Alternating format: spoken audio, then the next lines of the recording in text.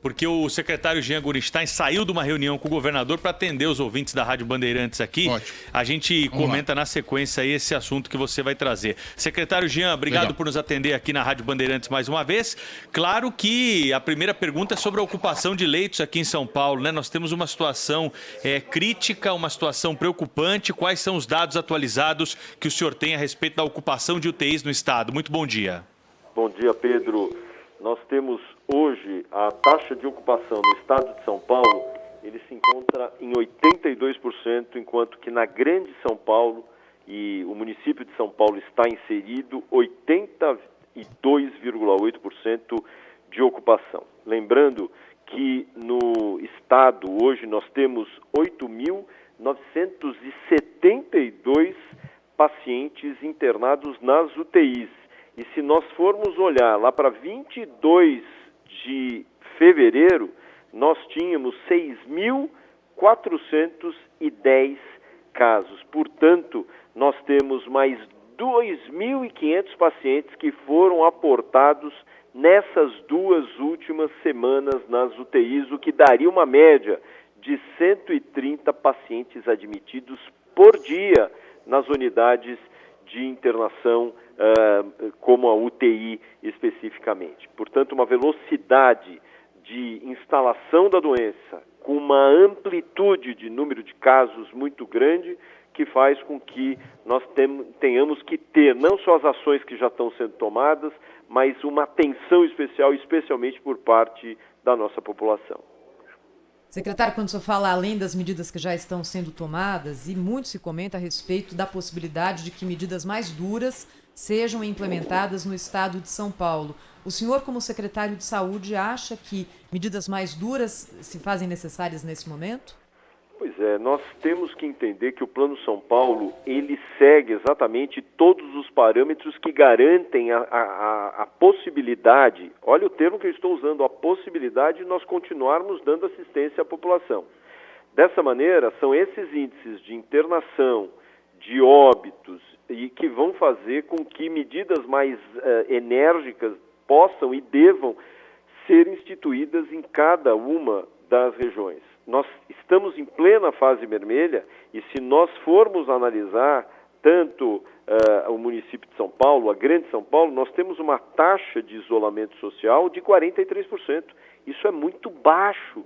As pessoas continuam circulando, continuam saindo às ruas no momento em que nós, da saúde, temos conclamado para as pessoas terem responsabilidade e consciência, para que saiam somente se necessário. Mas as pessoas, elas continuam saindo. Isso é uma das grandes preocupações que o governo do estado passa a ter num momento tão grave, o pior momento de uma pandemia, de uma crise sanitária do nosso país. Secretário, de fato é grave, como o senhor repete sempre, mas eu vou ler aqui um negócio que eu recebi. Está circulando pela internet, de uma pessoa chamada Henrique Pereira. Ele diz assim: quero deixar público a notícia que, mediante da inclusão das igrejas em serviços essenciais, a partir de sábado minha barbearia está fechada. No lugar está funcionando o Templo do Penteado Divino, minha igreja focada no ritual do batismo da tesoura, onde cabelo e barba dos varões serão cortados como sinal de purificação. O batismo vai custar R$20 e deve ser agendado previamente. Obviamente que é uma gozação com aquilo que o governo do estado decidiu na semana passada, de que abrir igrejas, e aqui eu não estou falando abrir igrejas, é permitir cultos grandes, inclusive, seja essencial. Do mesmo modo, a gente vê todos os dias imagens de trens absolutamente entupidos na hora de pico pela manhã. O senhor não acha que o governo do estado também está facilitando por alguns lados o problema que está sendo criado para os responsáveis pela saúde resolverem?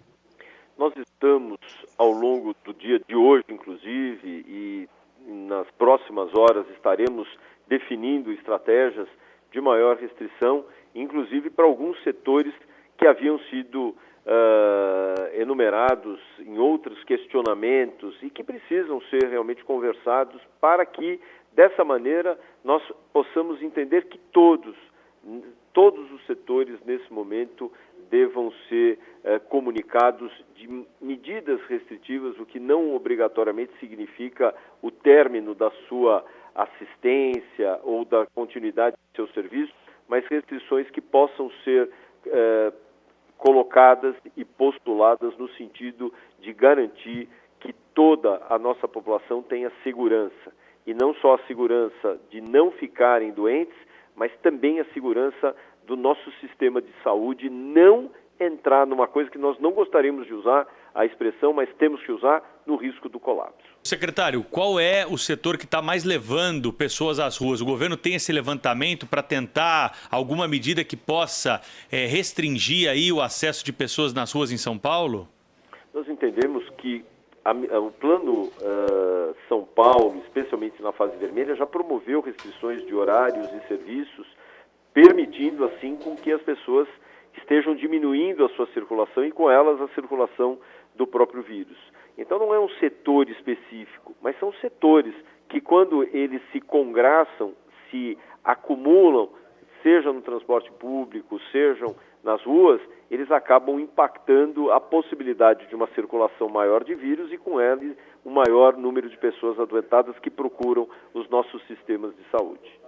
Secretário, a gente tem acompanhado aqui na Rádio Bandeirantes as reclamações de algumas prefeituras da Grande São Paulo, em especial, para transferir pacientes por meio da CROSS. A gente, infelizmente, já teve o registro de 11 mortes em Taboão da Serra, ontem mais 2 na Grande São Paulo, e as reclamações dos prefeitos de que os pedidos de transferência têm sido negados. O que está acontecendo com a CROSS? Já é um excesso de pedidos de transferências? Há uma dificuldade para localizar leitos nessas regiões? Que satisfação que a gente pode dar para o nosso ouvinte? Nós temos, a CROSS é o nosso serviço regulatório e ele tem diariamente uma média de 1.000 regulações dia. São 35% delas, portanto 35% das 1.000 são 350 pedidos de unidades de terapia intensiva que são necessárias no nosso estado. A CROSS, ela tem como prerrogativa, num primeiro momento, transferir os pacientes para unidades naquela região. Nós temos no estado 17 regiões de saúde, que nós chamamos de departamentos regionais de saúde, que eles agregam cada um dessas unidades 17, 20 ou mais municípios. E o ideal é que nós possamos, então, trazer aquele paciente de uma determinada região ainda dentro dessa DRS, até para facilitar o deslocamento dos seus familiares. Nem sempre isso tem acontecido. Nós temos hoje, por exemplo, 32 municípios do estado, dos 645 municípios, que já chegaram no 100% de ocupação.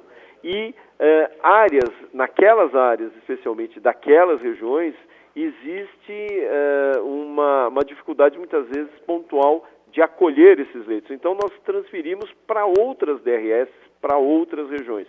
Aquilo que nós tínhamos como velocidade de 6 horas de resposta, nós passamos a ter 24, 36 horas exatamente pelo número de solicitações. Para se ter uma ideia, nós tínhamos lá no início de dezembro 200 pedidos, isso que já tinha havido um aumento exagerado do número de casos, especialmente de Covid.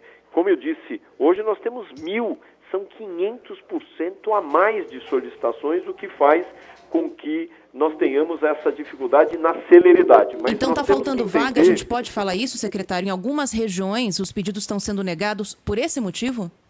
Algumas regiões têm uma sobrecarga no seu sistema de saúde, por isso que os pacientes são deslocados para outras regiões.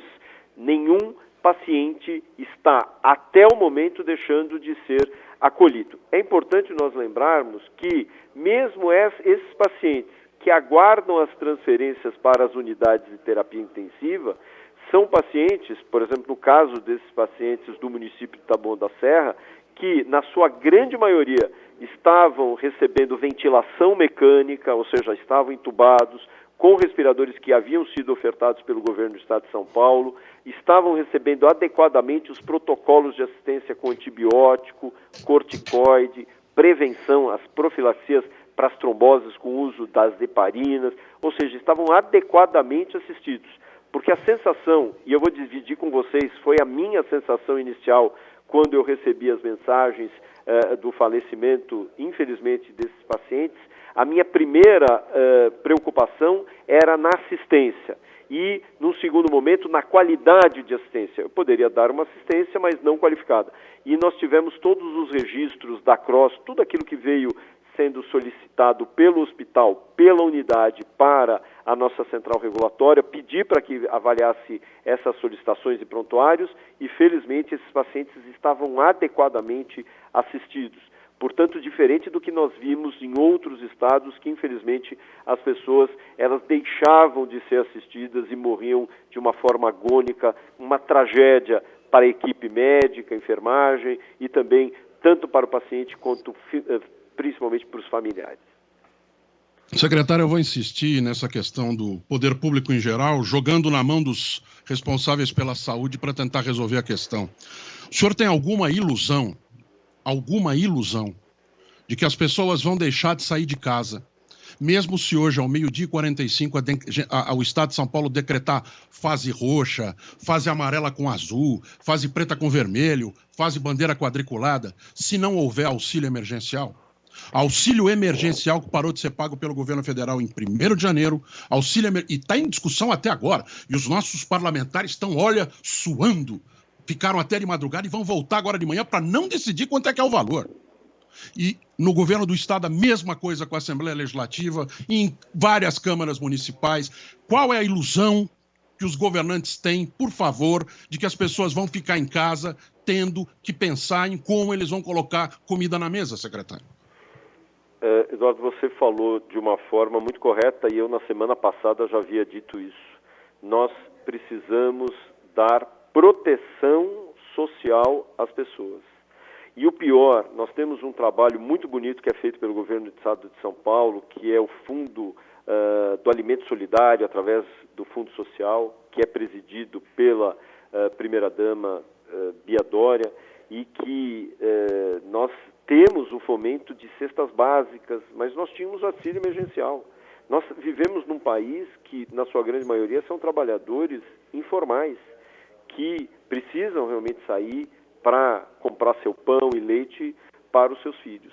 Por isso, nós não podemos realizar medidas como o lockdown. O lockdown ele impede a circulação das pessoas.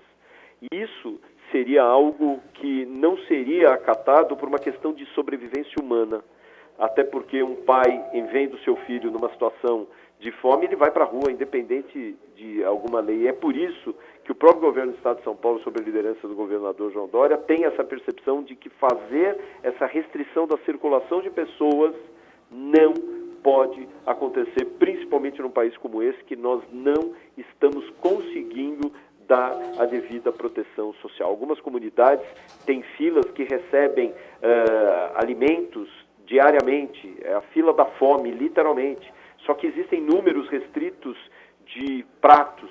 Portanto, quando acaba o prato, aquelas pessoas que estavam no final da fila, elas não comem. Isso é uma tragédia. Então, nós estamos hoje, infelizmente, mostrando todos os meandros da nossa sociedade, fragilidades sociais, fragilidade no sistema de saúde, que nós já ampliamos. Para se ter uma ideia, nós tínhamos apenas 3.500 leitos de UTI geral no estado de São Paulo, associando números de hospitais públicos e privados. Chegamos a 8.500 leitos e hoje nós estamos falando, isso ainda é pouco. O Sistema Único de Saúde, ele foi, infelizmente, ao longo desses anos, ele não recebeu os aportes, principalmente nas PECs de orçamentos, que diminuíram o seu investimento. Isso é uma tragédia. Nós hoje estamos colhendo os frutos, infelizmente, tanto do ponto de vista social, tanto do ponto de vista médico e, mais do que isso, dentro de uma pandemia que se instala de uma velocidade assombrosa, secretário, nas últimas semanas. O estado de São Paulo vai decretar fase roxa hoje, secretário? Nós estamos analisando quais serão as medidas a serem estabelecidas, quais são os setores que serão impactados, quais são os horários a serem definidos, e assim que definido será promulgada em coletiva e anunciada para todas para toda a imprensa. Secretário, qual é, dentro do governo hoje, a discussão sobre presença de alunos nas escolas? A gente teve, inclusive, ontem uma decisão judicial beneficiando professores ligados a um sindicato, que não podem ser agora convocados para permanecer dentro da sala de aula. Em que pé está essa discussão? A tendência é que as aulas continuem presenciais ou voltem a ser 100% remotas, secretário? Thaís, todas essas discussões dos vários serviços, e a escola também é um serviço, serão tratadas inclusive com a presença do secretário da Educação, Rocieli Soares, que estará presente, e nós estaremos trazendo todas as posições, como disse, para vários setores, e a própria escola é uma delas no momento de crise pandêmica. O senhor defende retomada de hospitais de campanha, secretário, nesse momento aqui da pandemia em São Paulo? Nós já anunciamos essa semana 11 hospitais de campanha, mais 4 que já estão acontecendo em todo o estado. Nós estaremos ofertando 280 leitos, são 140 leitos de enfermaria, 140 leitos de UTI. Da semana passada para essa, nós já abrimos 1.118 leitos. E vamos continuar, hoje faremos novos anúncios de abertura. Os hospitais de campanha, eles serão abertos em outros moldes que nós estamos estudando, exatamente para que nós possamos assistir, acolher os pacientes. Estamos sempre preocupados com insumos que nós falamos, especialmente agulhas, seringas para as medicações, equipamentos de proteção para os médicos, enfermeiros, fisioterapeutas, então luvas, aventais, gorros, e também a questão do oxigênio, para que nós não sejamos flagrados naquilo que aconteceu na região norte do país. Felizmente, tudo isso tem se mostrado sustentado para o acolhimento dos nossos pacientes e para a proteção das nossas equipes, mas nós precisamos continuar fazendo com que as pessoas respeitem. Nós sabemos, Eduardo, que as pessoas elas precisam sair para fazer as suas atividades, mas nós precisamos que as pessoas tenham consciência e responsabilidade, que usem máscara, que evitem realmente as aglomerações, os encontros, muitas vezes informais, que as pessoas se sentem muito mais à vontade, tiram a máscara e aí acabam se expondo. Secretário Jean Gorenstein. Secretário, mas o poder público dá mau exemplo quando não resolve os problemas principais com relação ao auxílio emergencial. E eu falo auxílio emergencial, aqui eu também incluo auxílio para manter emprego, eu também falo no auxílio para manter as empresas funcionando, eu falo, no mínimo, em algum tipo de minimização do problema do transporte coletivo, porque colocar a culpa só nos idiotas que vão à festa de madrugada, eu acho muito pouco, secretário. É um bando de imbecis, perdão com a dureza da palavra, mas agora não há outra para usar. Eu vou lhe dizer hoje em dia não há outra para usar. O perfil da doença caiu, mas o poder público tem dado um mau exemplo, secretário. E eu falo com todo respeito ao senhor, porque eu conheço há muito tempo, o senhor é um médico renomado, que pegou essa bucha pelo meio, quando o secretário Herman teve que sair, de fato, por problemas pessoais, e, assim, estão jogando no colo do senhor e dos outros responsáveis pela saúde, questões que não são só de saúde. Não são só de saúde. E acaba indo como se os secretários de saúde, as áreas de saúde, não estivessem trabalhando. Sendo que uma das únicas, para mim, que não está de fato trabalhando, é a federal, que deveria ter comprado vacina e não saído por aí para buscar spray. Então, eu falo isso com todo respeito ao senhor, que conheço há muito tempo, mas o senhor, nesse instante, é o representante do governo do Estado e eu tenho que cobrar o senhor. Não, Eduardo, eu tenho muito respeito por vocês e sempre tive, antes de secretário, como médico infectologista que sou, e acho que as suas palavras são muito bem-vindas e faço voz e eco ao que você fala. Só para ter uma ideia, nós temos consolidado na tripartite. A tripartite é uma confederação entre federal, estadual e municipal, e existe a gestão da saúde, ela exatamente segue esses preceitos de custeios, de valores para cada uma das unidades, pelas unidades federativa, estadual e municipal. O que nós temos agora nos leitos de unidades de terapia intensiva, esses leitos que nós estávamos exatamente comentando, nós temos apenas 6,5% dos leitos habilitados. desde março do ano passado, o governo federal não nos aporta recursos para custeio desses leitos. Nós temos um aporte até o final de dezembro de 1 bilhão e 400 milhões de reais que foram feitos pelo Estado para o custeio desses leitos.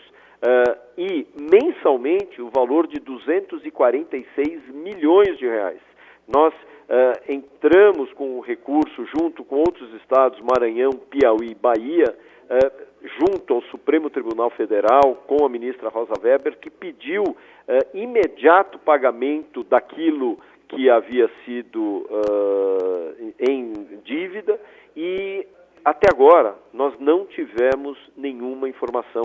Estamos peticionando de novo, a Procuradoria-Geral do Estado está peticionando de novo e avisando que realmente nós não recebemos nenhuma sinalização destes pagamentos. São Paulo, que nós temos aqui, a Grande São Paulo, 2.700 leitos, nós temos 6,5% deles, o que dá 180 leitos custeados pelo Ministério da Saúde. Enfim, é uma lástima que nós, num momento tão grave, que nós precisamos recursos, ampliar leitos, nós ainda não tivemos. E a questão das vacinas.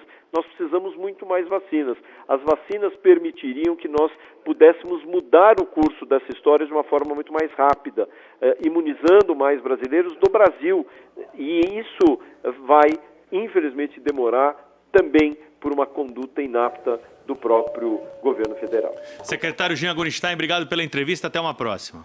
Olha, muito obrigado a todos e tenhamos muita consciência e muita responsabilidade. Muito obrigado. Rede Bandeirantes de Rádio.